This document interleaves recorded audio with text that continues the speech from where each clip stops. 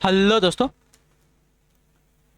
Good evening, नमस्कार। आप सभी का एक बार फिर से बहुत बहुत स्वागत है आप सभी का अपने यूट्यूब चैनल परीक्षा की शिक्षा में। आशा करते हो आप सब अच्छे होंगे, आपकी जो तैयारी है वो भी बढ़िया तरीके से चल रही है। तो जो बच्चे क्लास में फर्स्ट टाइम पहली बार हमारे चैनल देखिए पीएड परीक्षा 2023 जो है उसकी तैयारी आपकी कंप्लीट करवाई जा रही है। क्लास का समय जीके जिसकी जो क्लासेस सुबह 11 बजे, जिसकी क्लास दोपहर को 2 बजे, कलर की क्लास हमको 4 बजे, हिंदी क्लास आपको इसी टाइम पर डेली 7 बजे आपको देखने को मिलती है। ठीक है, तो जो बच्चे नए हैं चैनल को सब्सक्राइब कर हमारे साथ जुड़ जाइए और उसको बगल में जो बेल आइकन देखो उसको प्रेस कर क्लास को लाइक करिए, क्लास को अपने दोस्तों को शेयर करिए। इसका अगर पीडीएफ से हमारे टेलीग्राम का चैनल परीक्षा की शिक्षा नाम का हमारे टेलीग्राम के चैनल पर जाकर जुड़िए। इसका डिस्क्रिप्शन में लिख दिया गया, उसी के नीचे देखें तो आप इंस्टाग्राम का जो पेज का लिंक है वो भी दिया गया है। तो ज़्यादा टाइम नहीं बर्बाद करेंगे, आप भी जाकर वहाँ पे फॉलो कर लीजिए। तो चलिए क्लास स्टार्ट करेंगे। देखिए पहला क्वेश्चन क्या पूछेगा, हिंदी की क्लास का है। कल आपको देखिए मैराथन की क्लास आने की पूरी कोशिश की जाएगी अगर मुझे छुट्टी मिल गई है ऑफिस से तो। ठीक है, ब्रज हिंदी की किस उपभाषा के अंतर्गत आता है बताइए। ब्रज जो है हिंदी की किस उपभाषा के अंतर्गत आता है, 51% उत्तर का। और देखिए ब्रज जो है आपका देखिए पश्चिमी हिंदी की, ठीक है, पश्चिमी हिंदी की उपभाषा के अंतर्गत आता है। तो जो आपका दिया गया सी वाला विकल्प आपका सही है। पश्चिमी हिंदी के अंतर्गत देखिए आपकी ब्रज, कन्नौजी, बुंदेली, बांगुड़ी, खड़ी बोली होती है। ठीक है, पहाड़ी की बात करें तो पहाड़ी हिंदी के अंतर्गत देखिए गढ़वाली, कुमायूनी और नेपाली आती है। ठीक है, पूर्वी हिंदी की बात करें तो पूर्वी हिंदी के अंदर देखें तो अवधी, बघेली और छत्तीसगढ़ी आती है। ठीक है, बिहारी हिंदी की बात करें तो देखिए मैथिली, मगही और भोजपुरी आती है। ठीक है, क्लियर है सभी के सभी।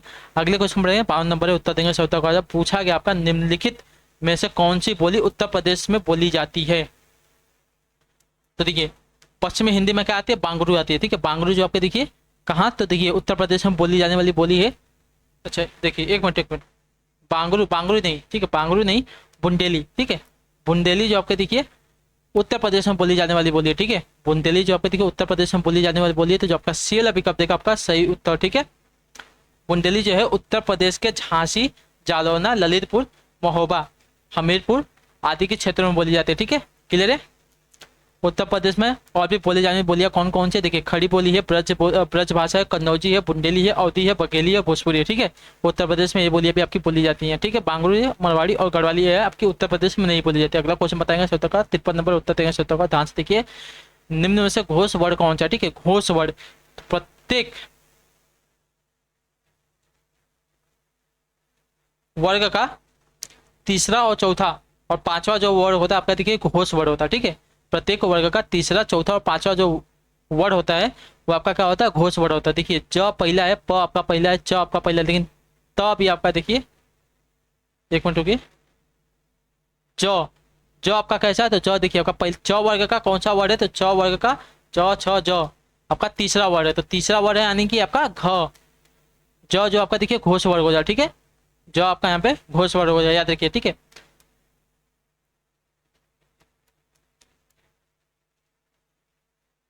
किसी भी वर्ग का पहला, दूसरा ये आपके अघोष होते हैं। ठीक है, उसके बाद तीसरा, चौथा और पांचवा जो होते हैं आपके क्या होते हैं, घोष होते हैं। ठीक है, याद रखिएगा। तो जो आपका क्या है, च वर्ग का तीसरा है, जिसकी वजह से आपका क्या हो जाएगा, घोष होगा, याद रखिए। ठीक है, अगला क्वेश्चन बताएंगे शब्द का 54 नंबर, उत्तर देंगे। स्पर्श व्यंजन, कंठ ध्वनि, अघोष, वर्ण और ब्रह्म प्राण ध्वनि कौन सी है इसमें से दे। स्पर्श व्यंजन है, कंठ ध्वनि है, अघोष है और महाप्राण है। अघोष तो मैंने बता दिया पहला और तीसरा होता है। ठीक है, महाप्राण तो दूसरा और चौथा जो होगा महाप्राण होता है। ठीक है, और कंठ वर्ग में तो क वर्ग के जितने भी आते हैं आपके क्या आते हैं, कंठ वर्ग में आते हैं। ठीक है, स्पर्श व्यंजन की बात करें तो स्पर्श व्यंजन क से लेकर म तक आते हैं। ठीक है, तो क से म तक और क वर्ग में, और पहला मतलब अघोष और आपके महाप्राण कौन कौन से आपको ये बताना है। ठीक है, अघोष यानी कि पहले और दूसरे होते हैं। ठीक है, पहले दूसरे आपके अघोष होते हैं, तीसरे, चौथे और पांचवे आपके क्या होते हैं, घोष होते हैं। ठीक है, तो देखिए अब कौन सा यहाँ पे सब मेल खाएगा, तो देखिए कौन सा यहाँ पे सब मेल खाएगा, तो देखिए दूसरा ख, ख जो दिया गया है आपका देखिए स्पर्श व्यंजन भी है, कंठ भी है, अघोष भी है और महाप्राण भी है। तो जो आपका यहाँ पे दिया गया है सी वाला विकल्प ख आपका यहाँ पे सही उत्तर। ठीक है, अगला क्वेश्चन बताएंगे 55 नंबर उत्तर देंगे। निम्नलिखित में से कौन सा जो शब्द है द्रव्यवाचक संज्ञा। ठीक है, निम्नलिखित में से कौन सा जो शब्द आपका द्रव्यवाचक संज्ञा के अंतर्गत आएगा, तो देखिए लोहा, लोहा आपका क्या है, तो देखिए द्रव्यवाचक संज्ञा के अंतर्गत आएगा, याद रखिए। ठीक है, क्लियर है। जो संज्ञा शब्द किसी तरल, ठोस, धातु, अधातु अथवा द्रव्य आदि का बोध कराते हैं उन्हें देखा आपका द्रव्यवाचक संज्ञा कहता है। ठीक है, अगले क्वेश्चन पढ़ेंगे, ध्यान से देखिए आपका 54 नंबर है, 55 नंबर उत्तर, 56 नंबर उत्तर देंगे। मैं आप ही चला गया वाक्य में रेखांकित पद रेखांकित शब्द जो है आपका सर्वनाम के किस भेद का उदाहरण है? तो देखिए आप यानी कि निजवाचक में हो जाएगा, ठीक है। जो आपको यहाँ पे दिया गया बी वाला विकल्प आपका सही उत्तर, ठीक है। जिन शब्दों का प्रयोग वक्ता खुद के लिए या अपने आप के लिए करता है उसे देखिए निजवाचक सर्वनाम कहते हैं, ठीक है। अगला क्वेश्चन बताएंगे 57 नंबर उत्तर। अर्चना अत्यंत सुंदर है, तो अत्यंत जो आपका रेखांकित पद है जिसका भेद बताइए। तो अत्यंत क्या होता है? तो देखिए आपका अत्यंत जो आपका देखिए प्रविशेषण हो जाता है, ठीक है। विशेषण की विशेषता बताने वाले शब्दों को क्या कहते हैं? तो प्रविशेषण शब्द कहते हैं, याद रखिए, ठीक है। अगला क्वेश्चन बताएंगे 58 नंबर उत्तर देंगे। निम्न में से विशेषण शब्द कौन सा है? तो देखिए विशेषण शब्द जिन विशेषण शब्दों द्वारा संज्ञा या सर्वनाम के गुण, धर्म अथवा स्वभाव का बोध होता है उन्हें देखिए गुणवाचक विशेषण कहते हैं, ठीक है। तो जो यहाँ पे दिया गया है उचित, उचित आपका क्या हो जाएगा? देखिए गुणवाचक विशेषण का उदाहरण जो आपका यहाँ पे दिया गया बी वाला विकल्प आपका लड़कपन, बुढ़ापा, गरीबी, ये क्या है? तो आपका देखिए भाववाचक संज्ञा, लेकिन जो उचित दिया गया उचित आपका विशेषण हो जाएगा, आपका गुणवाचक विशेषण हो जाएगा, ठीक है। 59 नंबर है। निम्न में प्रेरणार्थक क्रिया कौन सी है? बताइए निम्न में से प्रेरणार्थक क्रिया कौन सी? देखिए प्रेरणार्थक क्रिया की अगर बात करें तो प्रेरणार्थक क्रिया जिस क्रिया से ज्ञात हो कि कर्ता स्वयं कार्य को न करके किसी अन्य को कार्य करने के लिए प्रेरणा देता है उसे देखिए आपका प्रेरणार्थक क्रिया कहते हैं। तो यहाँ पे जो दिया गया है गिराना, गिराना आपका क्या हो जाता है? तो गिराना आपका देखिए प्रेरणार्थक क्रिया हो जाएगा, आपका सी वाला विकल्प देखो आपका सही उत्तर, ठीक है। क्लियर है। अगले क्वेश्चन बढ़े ध्यान से 60 नंबर उत्तर देंगे, सही उत्तर क्या हो जाएगा? मनोभाव को प्रकट करने वाले वे अभिकारी शब्द जिनका वाक्य में कोई संबंध नहीं रहता वह क्या कहलाते हैं? बताइए मनोभाव को प्रकट करने वाले वे अभिकारी शब्द जिनका वाक्य से कोई संबंध नहीं होता वह क्या कहलाते हैं? साथियों 60 पे से उत्तर क्या हो जाता है? वे आपका देखिए विस्मयादि बोधक अव्यय कहलाते हैं, जो आपका सी वाला विकल्प 60 पे आपका सही उत्तर, ठीक है। क्लियर है। अगले क्वेश्चन पढ़ेंगे ध्यान से, 62 नंबर उत्तर देंगे, सही उत्तर का हथियाना चिकनाना किस प्रकार की क्रिया है? तो हथियाना और चिकनाना संज्ञा से बनाई जाएगी जो क्रिया होते हैं देखिए नाम धातु क्रिया कहते हैं, जो आपका ये वाला विकल्प देखा आपका सही उत्तर, ठीक है। नाम धातु क्रियाओं का जिनबाद जो है संज्ञा सर्वनाम अथवा विशेषण द्वारा शब्दों से प्रत्यय जोड़कर होती है, ठीक है। तो हथियाना, चिकनाना, लतियाना ये सब क्या होती है? तो देखिए ऐसे भी आपकी क्या होती है? नाम धातु क्रिया होती है। अगला क्वेश्चन बताएंगे सत्तर का 62 नंबर उत्तर देंगे। कौन सा वाक्य आसन्न भूतकाल में? बताइए कौन सा वाक्य जो आपका आसन्न भूतकाल? तो मैंने आम खाया है, मैंने आम खाया आपका कैसा वाक्य? तो आसन्न भूतकाल में, ठीक है। क्रिया के जिस रूप से हमें पता चले कि क्रिया अभी कुछ समय पहले ही पूरी हुई है उसे आसन्न भूतकाल कहते हैं, ठीक है। तू आता तो मैं जाता, ये क्या होता है? हेतु हेतु मध्य भूतकाल का होता है, ठीक है। हेतु हेतु मध्य भूतकाल का हो जाता। सीता गई, तो सीता गई यानी कि सामान्य भूतकाल का होता है। सीता जा रही थी, तो सीता जा रही थी यानी कि अपूर्व भूतकाल का हो जाएगा। अगला क्वेश्चन बताएंगे सत्तर का 63 नंबर उत्तर देंगे। सलाका शब्द, सलाका का तत्व शब्द क्या होता है? सलाका का तत्व शब्द देखिए सलाका का तत्व यहाँ पे सलाई हो जाएगा, ठीक है। जो आपका डी वाला विकल्प देगा 63 पे आपका सही उत्तर, ठीक है। स्पर्श, ठीक है। सांप का क्या हो जाएगा? तो सांप का देखिए आपका सर्प हो जाएगा, ठीक है। क्लियर है। सांवला, सांवला का देखिए श्यामला हो जाएगा, ठीक है। ससुर, ससुर की बात करें तो देखिए स्वसुर हो जाएगा, ठीक है। स्वसुर हो जाएगा, ठीक। अगले क्वेश्चन में 64 नंबर उत्तर देंगे, सही उत्तर का जाएगा 64। कौन सा फारसी शब्द है यहाँ पे? देखिए कौन सा यहाँ पे फारसी शब्द है? तो फारसी शब्द यहाँ पे जो दिएगा समोसा आपका यहाँ पे फारसी शब्द है, ठीक है, याद रखिए, ठीक है। जलेबी, जलेबी आपका अरबी शब्द है। चाकू की बात करें तो चाकू जो है आपका देखिए साथियों, चाकू आपका तुर्की भाषा का शब्द है। और बाल्टी, बाल्टी जो आपका देखिए पुर्तगाली भाषा का शब्द है। अगला क्वेश्चन बताएंगे सही उत्तर का 65 नंबर उत्तर देंगे, सही उत्तर का निम्नलिखित विकल्पों में से तत्सम शब्द का चयन करना, ठीक है। तो तत्सम शब्द यहाँ पे जो दिएगा आत्रक, आत्रक जो आपको देखिए अदरक का, अदरक का तत्सम याद रखिए, ठीक है। तीखा, तीखा का तत्सम क्या हो जाएगा? तो तीखा, तीखा का देखिए तीक्ष्ण जो है आपका तत्सम हो जाएगा, ठीक है।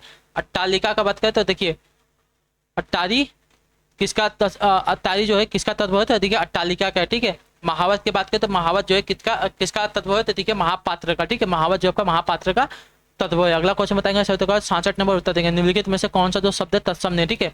कपाट है, कदली है, कूची है और कुंभाकर है। तो कौन सा शब्द यहाँ पे तत्सम नहीं है? हमको पूछे हैं तत्सम शब्द यहाँ पे जो दिया है कूची, कूची आपका यहाँ पे तत्सम शब्द नहीं है, ठीक है। कूची आपका यहाँ पे तद्भव शब्द है, ठीक है। किसका है? तो कुर्चिका का, ठीक है। कुर्चिका का आपका है तत्सम शब्द, याद रखिए, ठीक है।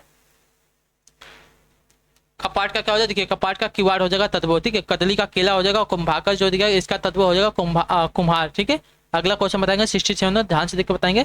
निम्नलिखित में से किस शब्द में अ उपसर्ग नहीं लगा है? बताइए निम्नलिखित में से किस शब्द में आपका अ उपसर्ग नहीं लगा है? 67 पर सही उत्तर का देखिए अनुज, अनुज शब्द में आपका देखिए अ उपसर्ग नहीं लगा है, तो जो आपका डी वाला विकल्प है 67 पे आपका सही उत्तर, ठीक है। क्लियर है साथियों। यहाँ पे आपका अनु धन ज हुआ है, ठीक है, याद रखिएगा। अगला क्वेश्चन बताएंगे सही उत्तर का 68 निष्काम का संधि विच्छेद क्या होता है? देखिए निष्काम का सही संधि विच्छेद अगर करने जाएंगे तो नी है धन काम हो जाएगा, ठीक है। विसर्ग संधि का होता है जो आपका यहाँ पे टी वाला विकल्प देगा 68 पे आपका सत्तर। अगला क्वेश्चन बताएंगे 69 नंबर उत्तर दिएगा। नीलांबर में कौन सा समास है? जो नीला है अंबर जिसका, यानी कि कर्मधारय समास हो जाएगा, ठीक है। जो आपका यहाँ पे टी वाला विकल्प देगा आपका सही, ठीक है। नीलांबर में आपका कर्मधारय समास है। नीला है अंबर जो जिस समास में, जिस समास के दोनों शब्दों के बीच विशेष और विशेष अथवा उपमेय और उपमान का संबंध हो, वहां पर देखिए आपका कर्मधारय समास होता है। अगला क्वेश्चन बताएंगे 70 नंबर, ध्यान से देखिएगा। निम्नलिखित में से किस शब्द में नी प्रत्यय नहीं लगा? बताइए, शेरनी है, मोरनी है, देवरानी है, लेखनी है। तो इसमें यहाँ पे आपका जो है नी प्रत्यय नहीं लगा है। तो देखिए यहाँ पे जो दिया गया है देवरानी, देवरानी में आपका आनी प्रत्यय लगा है, ठीक है। आपका नी प्रत्यय नहीं लगा है, तो जो आपका टी वाला विकल्प, सी वाला विकल्प देगा आपका सही उत्तर, ठीक है। क्लियर है। अगले क्वेश्चन पढ़ेंगे, ध्यान से 71 नंबर उत्तर देंगे। सही उत्तर क्या हो जाएगा? ठीक है, विपद जजाल, ठीक है। विपद जजाल, ठीक है। विपद जजाल में कौन सी संधि है? तो देखिए विपद जजाल की अगर बात करें तो इसका सही संधि क्या होगा? विपद जंजाल हो जाएगा, ठीक है। तो यहाँ पे कौन सी संधि है? तो यहाँ पे देखिए आपकी व्यंजन संधि, जो आपका बी वाला विकल्प देगा 71 पे आपका सही। अगले क्वेश्चन पढ़ेंगे, ध्यान से देखा होगा 72 नंबर उत्तर देंगे। दुरात्मा में कौन सा उपसर्ग लगेगा? बताइए, दुरात्मा में कौन सा उपसर्ग है? देखिए दुरात्मा की अगर बात करें तो यहाँ पे उपसर्ग लगेगा साथियों दुरुपसर्ग, ठीक है। जो आपका ए वाला विकल्प देगा 72 पे आपका सही उत्तर, ठीक है। क्लियर है। अगले क्वेश्चन पढ़ेंगे, ध्यान से देखिए 73 नंबर उत्तर देंगे। सही उत्तर क्या हो जाएगा? तत्पुरुष में कौन सा समास लगा है? तो देखिए तत्पुरुष, सतपुरुष है, तत्पुरुष नहीं है। सतपुरुष में कौन सा समास लेगा? सतपुरुष की अगर बात करेंगे तो सतपुरुष में आपका देखिए कर्मधारय समास हो जाएगा। पे ये विकल्प देगा आपका सत्य, ठीक है। सत्य है जो पुरुष, यानी कि कर्मधारय समास हो जाएगा, ठीक है। अभी आपको बताया जिस शब्द में आपका विशेषण और विशेषण का संबंध होता है, विशेष और विशेषण का संबंध है, उपमेय और उपमान का संबंध होता है, वहाँ का कर्मधारय समास होता है, ठीक है। अगले क्वेश्चन पढ़े, ध्यान से देखा आपका 74 नंबर। औपचारिक शब्द का प्रत्यय में कौन सा? बताइए, औपचारिक शब्द में प्रत्यय कौन सा लगा? तो औपचारिक शब्द में अगर प्रत्यय की बात करें तो यहाँ पे देखिए ईक प्रत्यय लगा, ठीक है। औपचारिक में उपचार धन ईक बन के आपका देखिए औपचारिक हो, ठीक है। उपचार धन ईक होगा आपका औपचारिक बना है, ठीक है, याद रखिएगा, ठीक है। अगले क्वेश्चन पढ़े, ध्यान से देखा आपका 75 में। सहोदर, सहोदर का विलोम क्या होता है? बताइए, सहोदर का विलोम क्या होता है साथियों? देखिए सहोदर के अगर विलोम की बात करें तो सहोदर का आपका यहाँ पे विलोम हो जाएगा परोदर, जो आपका दिया गया यहाँ पे ये वाला विकल्प आपका सही, ठीक है। सरोदर का विलोम आपका परोदर हो जाएगा। सहोदर का अर्थ है एक ही उदर से उत्पन्न, यानी कि एक ही माँ के उदर से उत्पन्न, ठीक है। तो परोदर हो जाएगा। अन्योदर का अर्थ हो जाएगा, ठीक है, अन्य उदर से उत्पन्न, यानी कि अन्य स्त्री से अन्य स्त्री के उदर से उत्पन्न। अगला क्वेश्चन बताएंगे उत्तर का जवाब 76 नंबर। अंक शब्द का अर्थ नहीं है, क्या बताइए? अंक शब्द का यहाँ पे अर्थ क्या नहीं है? देखिए अंक का यहाँ पे अर्थ जो दिया गया अंग नहीं होगा, ठीक है। जो आपका बेला विकल्प है 76 पे आपका, ठीक है। संख्या गोत्र चिन्ह क्या हो जाएंगे? अंक के अर्थ हो जाएंगे, पराजी शब्द हो जाएंगे। भाग के नाटक ये भी सभी आके के अंक के अर्थ होते हैं। अगला क्वेश्चन बताएंगे 77 नंबर, ध्यान से देखिएगा। निम्न में से कौन सा शब्द अनेकार्थक शब्द है? ठीक है, बताइए इनमें से कौन सा जो शब्द दिएगा आपका अनेकार्थक शब्द है?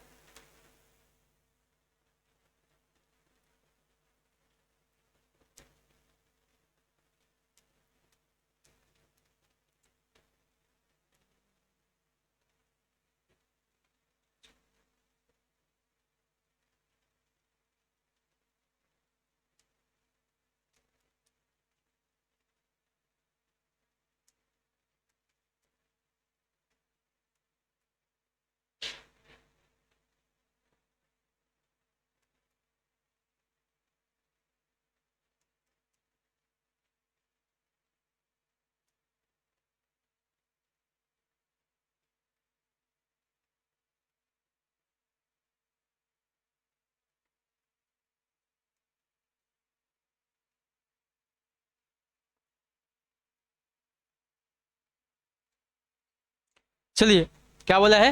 निम्न में से कौन सा आपका देखिए शब्द अनेकार्थक शब्द है? ठीक है, बताइए इसका सही उत्तर क्या होगा। देखिए यहाँ पे अनेकार्थक शब्द की अगर बात करें तो अनेकार्थक शब्द आपको जो दिया गया है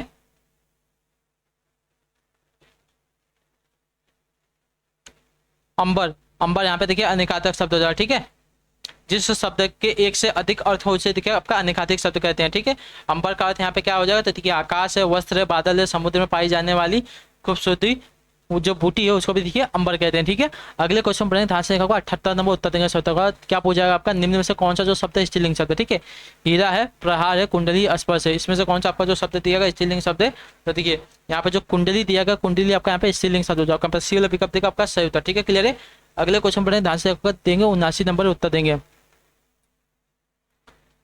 मसृण शब्द का विलोम क्या है बताइए? मसृण शब्द का विलोम, तो मसृण शब्द का विलोम यहाँ पे देखिए रुक्ष हो जाएगा, ठीक है। रुक्ष, मसृणी का अर्थ होता है मुलायम, चिकना, तो रुक्ष का हो जाएगा खुरदुरा, ठीक है। याद रखिएगा, ठीक है। अगला क्वेश्चन बताएंगे 80 नंबर, उत्तर दीजिएगा, ध्यान से देखकर बताएंगे क्या पूछेगा।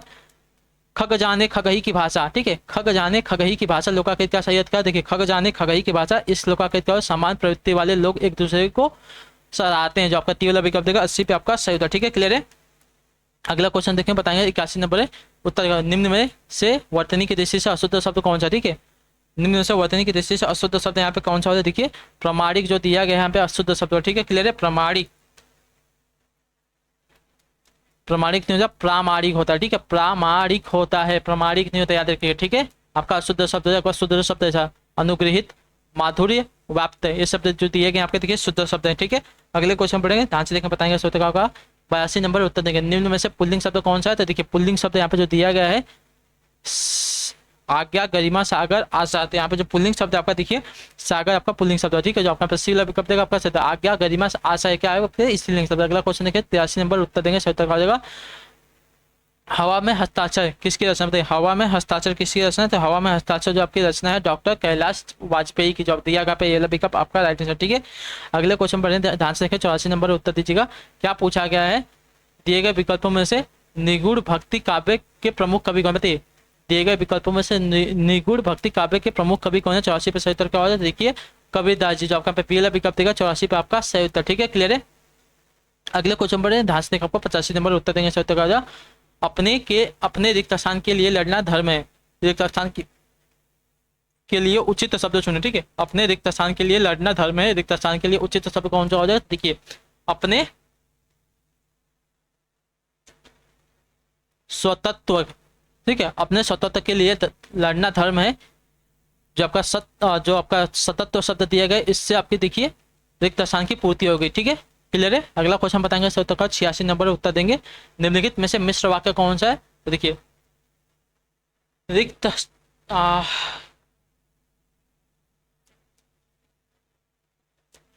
उसने मान लिया कि दोष उसका, जो दिया गया आपका क्या है? मिश्र वाक्य, ठीक है, मिश्र वाक्य जो आपका देखिए यहाँ पे की लगा है, ठीक है, इससे इसकी पहचान होती है, याद रखिए, ठीक है। बच्चे भाग रहे हैं, आपका देखिए सरल वाक्य हो जाएगा, मजदूर मेहनत करता है किंतु उसका लाभ उसे नहीं मिलता, आपका क्या हो जाएगा? तो देखिए, ये आपका क्या हो जाएगा? तो ये आपका हो जाएगा साथियों संयुक्त वाक्य हो जाएगा, ठीक है।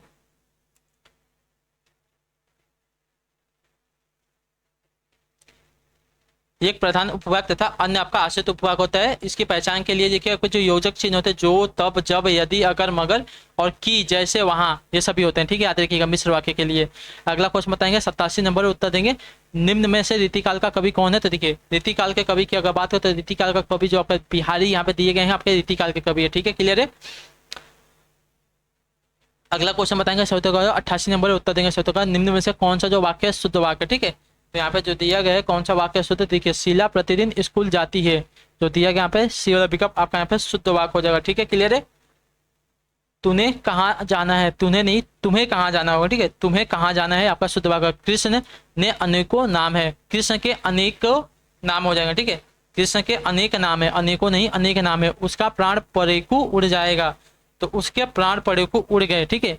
अगले क्वेश्चन बताएंगे 89 नंबर है, उत्तर देंगे सत्य का, अखियां हरि दर्शन की भूखी कैसे रहे रूपराची ए बतिया सुन रूखी, इन पंक्तियों में कौन सा रस है? तो इन पंक्तियों में देखेंगे साथियों तो इसमें वियोग श्रृंगार रस का वर्णन हुआ है, ठीक है, जो आपका पहला विकल्प देखा आपका सही उत्तर है। इनमें गोपियां उद्धव से कहती हैं कि उनकी आंखें हरि दर्शन की भूखी हैं, अर्थात दर्शन को तरस रही हैं, इसलिए उनके ऊपर उद्धव के ज्ञान योग के उपदेश का कोई प्रभाव नहीं पड़ेगा। इस पद्यांश में श्री कृष्ण के प्रेम में गोपियों की वीरा दशा का जो है मार्मिक वर्णन किया गया है, ठीक है। अगला क्वेश्चन बताएंगे 90 नंबर उत्तर देंगे सत्य का हो जाएगा, ध्यान से देखिए, निम्न में भाववाच्य है कौन सा? तो बताइए, इसमें से आपका भाववाच्य कौन सा? तो भाववाच्य यहाँ पे जो दिया गया है मोहन से बैठा नहीं जाता, ठीक है, मोहन से बैठा नहीं जाता, जो सी वाला विकल्प देगा आप यहाँ पे भाववाच्य हो जाएगा, ठीक है।